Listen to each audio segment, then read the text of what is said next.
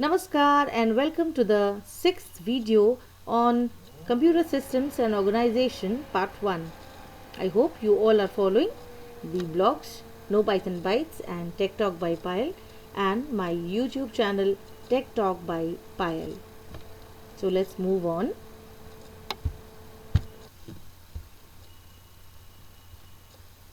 Now we will see read-only memory and its classification. Read-only memory ROM is a class of storage medium used in computers and other electronic devices. Data stored in ROM cannot be modified, as we have seen, or can be modified only slowly or with difficulty, so it is mainly used to distribute firmware. We have seen firmware earlier, that firmware are the pre-written program which are used for configuration of system and they are permanently stored. Since they are permanently stored, so they are read only because they do not get erased even when the power gets off. Moving on in this line, we have types of ROM. ROM, which is the oldest type, read only memory. It's a solid state ROM. It stores data permanently and can never be modified. The next one, PROM, programmable read-only memory. It is programmed only once. That means one-time programmable ROM can be written to or programmed via a special device called a PROM programmer. Once programming is done on PROM, after that again it becomes like a ROM. You cannot modify it. Permanently the data gets stored. The third type, EPROM, erasable programmable read-only memory. EPROM can be erased by exposure to strong ultraviolet light, typically for 10 minutes or longer, then rewritten with a process that again needs higher than usual voltage applied. So in EPROM, we can again and again reprogram, but with a bit of difficulty because it needs high voltage capacity. Next one, EEPROM. EEPROM is electrically erasable programmable read-only memory. Now what is the difference between EPROM and EEPROM? EPROM, you need ultraviolet light, typically for 10 minutes or longer. Here in EEPROM, it is electrically erasable. So electrically you can erase and then rewrite electrically on the programmable read-only memory. So again and again you can write on the PROM using electricity. You can erase using electricity, you can write using electricity. For example, camera or MP3 play, etc. So these they used EEPROM.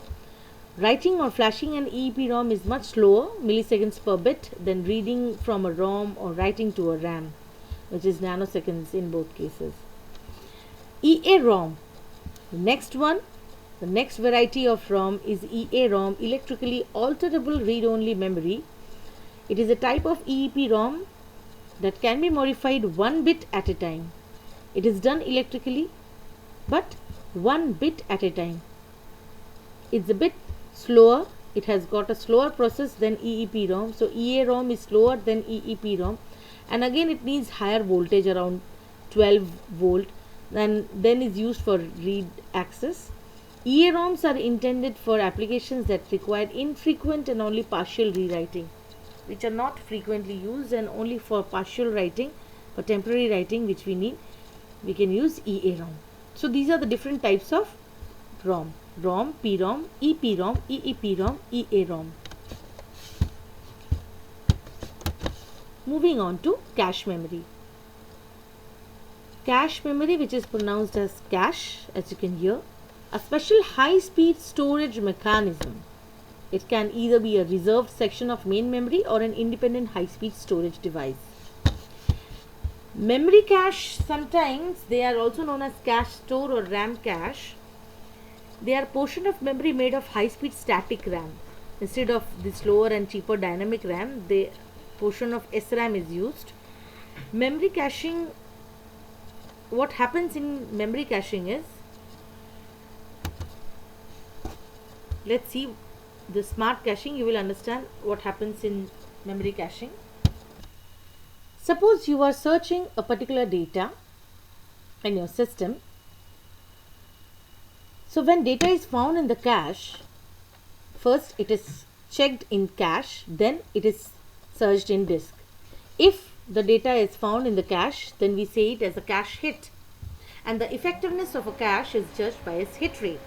So first time the data will be searched, the file will be searched in the cache memory. Suppose you are trying to open a file. If it's a file which is frequently opened, it will get it in cache only, and from cache very quickly the file will be opened. But if it is not frequently used file or frequently used data, then that is present in the disk, which takes a bit of time more than the cache. So the file takes a bit of more time to open if it is in disk and not in cache. So firstly, actually, whenever a file is searched, it is searched in cache memory. If it is found there, we say it as cache hit.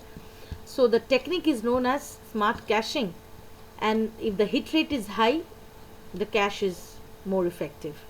L1 and L2 are the two caches, two types of level 1 and level 2 caches are there, internal caches. External caches are level 2 and internal are L1, level 1. Caches usually they lie between the CPU and the DRAM. Remember, cache lies between the CPU and the DRAM. And L2 caches and L1 caches are composed of SRAM, but they are much larger. Moving on to secondary memory. Secondary memory, also known as auxiliary memory or auxiliary storage or secondary storage or secondary memory or external memory. But before we learn this topic, give a quick recap of what we have learned till now in primary or main memory, that is RAM, ROM and cache memory. Thank you.